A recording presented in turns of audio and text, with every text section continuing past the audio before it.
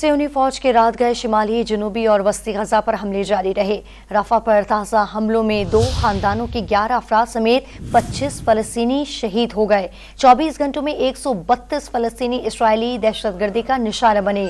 शोहदा की मजमूई तादाद 24,100 हो गई, जबकि 60,800 अफराद जख्मी हो चुके हैं। अक़वाम मुत्तहिदा के सेक्रेटरी जनरल एंटोनियो गुतरेस ने एक बयान में वाज़ेह किया है कि इसराइल के मुसलसल हमलों के बायस इमदादी सामान की रसाई में शदीद मुश्किलात पेश आ रही हैं। आलमी इदारा सेहत के सरबराह ने भी सूरत पर तशवीश का इजहार करते हुए कहा कि उस वक्त गजा में सिर्फ 15 अस्पताल काम कर रहे हैं और वहाँ पर भी सिर्फ महदूद तिब्बी खदमात फराहम की जा रही हैं, जबकि इंसानी हुकूक के लिए काम करने वाले अफराद को इंतहाई ज़रूरी मदद फराहम करने से भी रोका जा रहा है। नॉर्वे की इमदादी तंजीम ने फौरी जंगबंदी की अपील करते हुए गजा की सूरत हाल को सदी का बदतरीन इंसानी बहरान करार दे दिया।